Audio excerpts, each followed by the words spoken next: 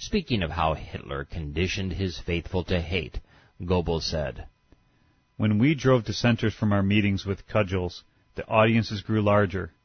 Few people originally felt anti-Semitic, but the joy large numbers felt in the promise of blood-curdling treatment to be meted out to the helpless minority made them responsive to our suggestions. Smashing windows and street fighting were relied upon to win the crowd.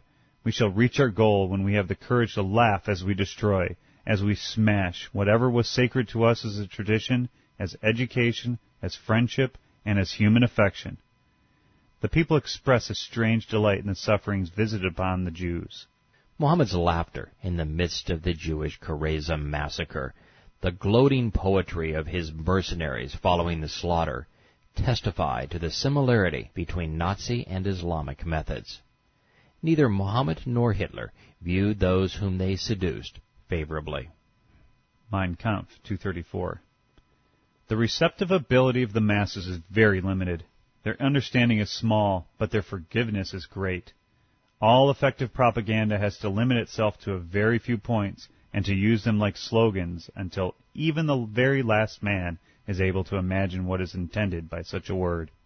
In Islam, these slogans were "Submit and obey," "Booty for fighters," and "Paradise for martyrs." Explaining why the Koran was so repetitive and mind-numbing, Der Fuhrer said, Mein Kampf 239. Looking for new stimulants, the people tire of everything after a short time. Thus, the slogan has to be illuminated from various sides. Success comes from continual, regular, and consistent emphasis. Propaganda must be limited to a few points of view, calculated exclusively for the masses, and carried out with untiring persistency. Allah repeated his painful punishment theme 1,000 times in the Quran. The never-ending argument, which was designed to terrorize those who rejected Islam, was played out 400 times. The last 20 surahs focus on a trio of commands: submit, pay, and fight.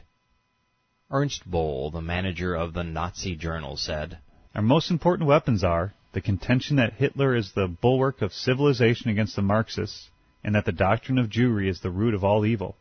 There are many who fear communists, and many more who can be persuaded to dislike Jews.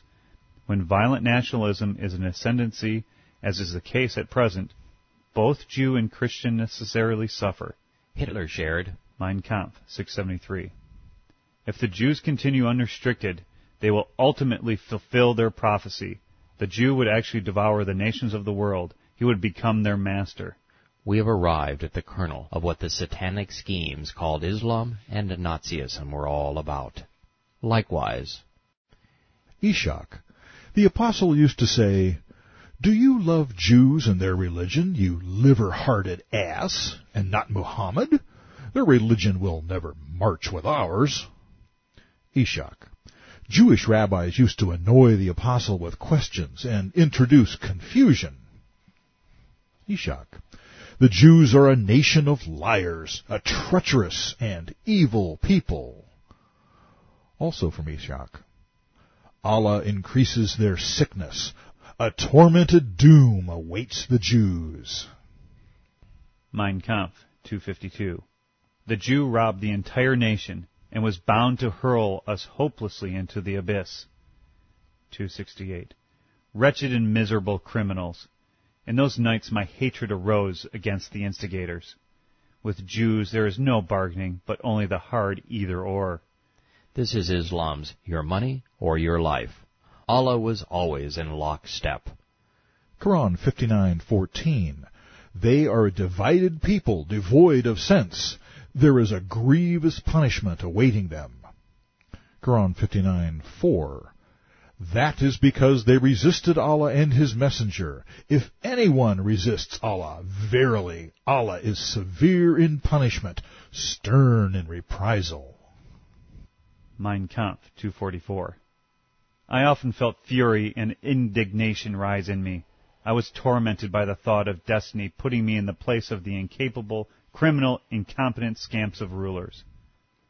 In the first Koran revelations, Allah had to threaten a nearly suicidal Muhammad to get him to crawl out of his bed and accept his prophetic duty. Quran 74, verse 1. O you enwrapped in your blanket, arise and warn. Hitler considered himself the program maker, or founder of the religion of Nazism. In this next passage, he makes it clear, as did Mohammed, that the ends justify the means. Mein Kampf, 283. The task of a program maker is not to state the various degrees of a matter's realizability, but to demonstrate the matter as such. That means he has to care less for the way, but more for the goal. The means to Muhammad's end was thievery and the slave trade. His God said that the ends justified the means when he proclaimed, in Quran 8, verse 69, but now the use of spoils, the booty you took, is lawful and good. The following hadith demonstrates how Islam used criminal behavior to accomplish its goals.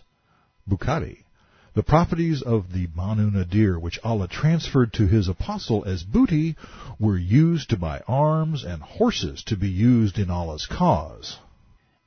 Giving Muhammad a compliment, Hitler said, Mein Kampf, 285. The founders of religions are among the greatest men on earth. He considered himself foremost among them, a fellow prophet. Mein Kampf, 286. The program maker may be counted among those of whom it is said that the gods like them only if they ask for and desire the impossible. They will always renounce the present. He will harvest the fame of posterity provided his ideas are immortal. His life is torn between love and hate. 287. Their life and work is followed in touchingly grateful admiration, and especially in gloomy days. It will be able to uplift broken hearts and despairing souls. 289.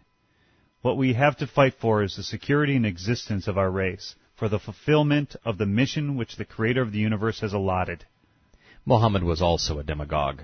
We learned in the 33rd Surah, Allah said that he was the ultimate example, the perfect paradigm, the prototype of perfection. Quran 33:21. You have indeed a noble paradigm in the Apostle of Allah. Mein Kampf, 297. I had no intention of joining a ready-made party, but wished to found a party of my own. This, too, is like Muhammad. Rather than starting a religious scam of his own, he stole Qusay's from its rightful heirs. He incorporated every existing pagan ritual into Islam. Then he stole Judaism from Jews, joined their prophetic club, and paid them a pittance for their scripture. Neither Hitler nor Muhammad liked journalists very much. Mein Kampf, 335. Freedom of the press is a nuisance that allows unpunishable lies to poison the people. Der Fuhrer and Der Prophet had their goons assassinate all who assailed the horror of their regimes. Bukhari, Allah's messenger said, who is ready to kill Ashraf? He has said injurious things about Allah and his apostle. He was but the first of many who would pay the ultimate price for the courage to speak candidly. Der Fuhrer believed, Mein Kampf, 335. An institution which is not determined to defend itself with all weapons practically gives itself up. 336. A 30-centimeter shell has always hissed more than 1,000 Jewish newspaper vipers. Therefore let them hiss. Not having cannons, Muhammad was forced to use swords. Both men, however, were always ready to threaten God's wrath. Mein Kampf, 338. In pious disgust towards this vicious disease, God will rain fire and brimstone upon this Sodom and Gomorrah to make an example out of this disgrace to mankind. Unable to get their God to help, the tyrants abused Jews for him. Bukhari, I give the judgment that their men should be killed and their children and women should become slaves.